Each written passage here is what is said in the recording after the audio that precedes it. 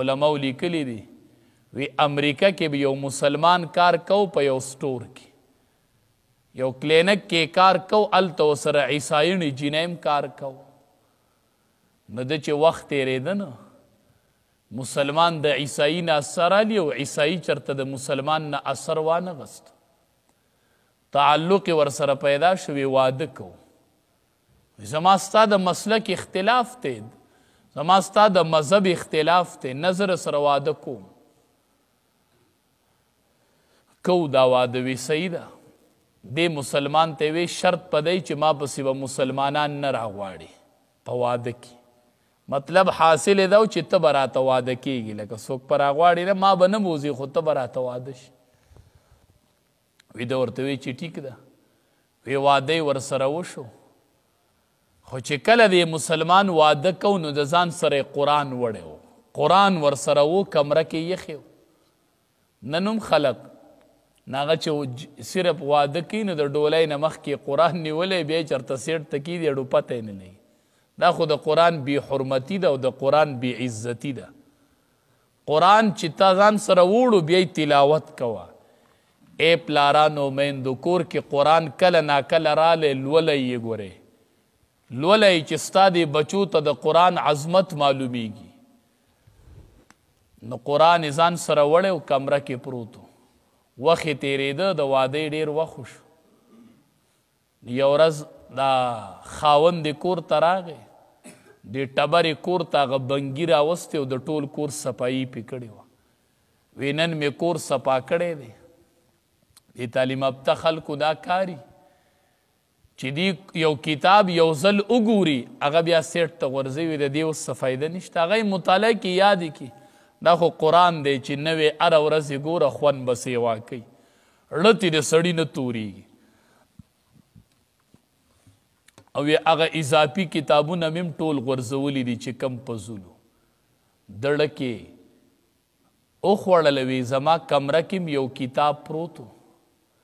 هغې ته خو دې څه نه دي ویلي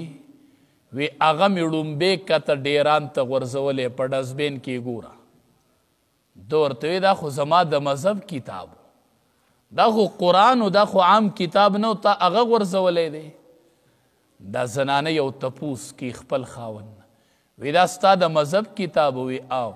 وی شپږ میاشتې زما ستا د واده وشوې تا دا کتاب راغستی و شپږ میاشتې کې تا روانه غست نو ما خو وی دا چېرته یو اضافي کتاب پروت دی چې نور کتابونه مې غورځول هغه مې ورسره هم غورځولی دی زوام پلارانو میندو کور کې د قرآن تلاوت کوئ چې د دې وړو وړو ماشومانو په ذهن کې د قرآن عظمت پیدا شي سبا به یې چېرته قرآن د سکول د کتاب په شان راغستی ګوته به یې پکې په منځ کې ایښي ګرځئ به یا به قرآن روالی د تاخ نه بل تاخ ته به ورګزار کی د سکول د کتاب په شان پلاره زما به بیا ګیله ستا نه مورې زما ګیله بیا ستا نه ده او پلاره ستا نه مې ده اخو ماشوم دی چې پلارې اودس وکي او قرآن روالی تلاوت شروع کی بچې به راځي خبرې به کوي او پلار به ورسره خبرې نه کوي دا جي ته خبرې ولې نه کوي ته خو ځان له سبق وی ما سره خبرې نه کوي پلار به یې کینی چې بچیا دا خو عام کتاب نه دی دا خو د الله وینا ده زه هغې ته ناسم دی کې خبرې نه یي ښه نو بچې به وایي چې ښه دې کتاب کې او د سکول په کتاب کې خو ډېر فرق دی نو هلته قرآن پروت او دلته پلار موبایل آن کړی فلمونه او ډرامې ګوري سبا به دا بچې حیا وکړي چې دا د الله کتاب دی دا قرآن دی یقین وکړئ چې په قرآن سره په کور کې ظلم شروع دی ظلم یوه کمره کې قرآن پروت دی هغې کمره کې فلمونه او ډرامې کتې کېږي او قرآن پروت دی ستا بچي کو قرآن رړتاو کو پلاره دا به ستا ګنی مورې دا به ستا ګنی ته چې کور جوړی ته ځان له بیټک جوړ نه کې ځان له څوم ښکلې کمره پکې جوړه کې پلاره یوه مشوره در کومه مور یوه مشوره در کومه په کور کې یوه کمره خاص کوئ دا به د قرآن کمره وي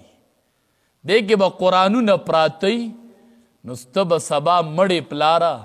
ستا بچې به دغې کمره کې قرآن په نوم به هغه کمره یادیږي ستا بچی به پکې موبایل نشي کولاولی. یاره دا خو د قرآن کمره ده، دا د تلاوت کمره ده. پلاره ستا په کور کې د قرآن کمره شتې ما ته وښیه چې هغې کې ښکلي قرآنونه پراته او تا ورله قالین راوړی او دا د قرآن کمره ده، دې کې تلاوتونه کوئ. نو پلاره سبا به ته مړې او دې کمره کې به تلاوت کی. هغې ولې د ملیشا نه راولېږي وي ځان له پکې ټي وي والی کورې کمره کې ځان ته پیټ کوي. هلته یې وګټي او دلته یې وله راولېږي فلم هغه پې بچي پې بیا ډرامې ګوري. دې په ملیشا او په دوبۍ کې ناسي بچو له پیسې ګټي او بله ورځ اکسیډنټ وکړي د ملیشا نه یې مړ راوړي. زه هم تاسو کړي وو، بس ما خو دا ټي ویانه دا موبایل یې وړو له رالیږلي وي. زه هم پلاره چې ته سبا مړې او بچی دی وی چې دا د قرآن کمره ده، د دې بنیاد خو زمونږ پلار یخیو. دې کې به ګورئ تلاوت کوو، زنانو ته وایې دې کمره کې به مونځ کوئ، دا به د قرآن کمرې په دې کې به تلاوت کوئ. دا قرآنونه ښکلي رواله د دوړو نه یې پاک کا او په اقې کمره کې کېږده. وایي دا ما په خپل ژوندانه بنیاد کېښودو چې دا زما کور دی او دا پکې ما بنیاد کېښود. پلاره ته چې سبا مړ شې نو دا کور بیا ستا د بچو دی، دا ستا نه دی. بیا وصیتونه کوه چې بلیږی نو ستا اله دی چې ژوند دی، دا ستا د الواد نه دی. نو په خپل ژوندانه پکې یو بنیاد کېده. نو بچی به دی بیا قرآن نه غورځوي نه. ویده چې دا خبره د ښځې واورېدله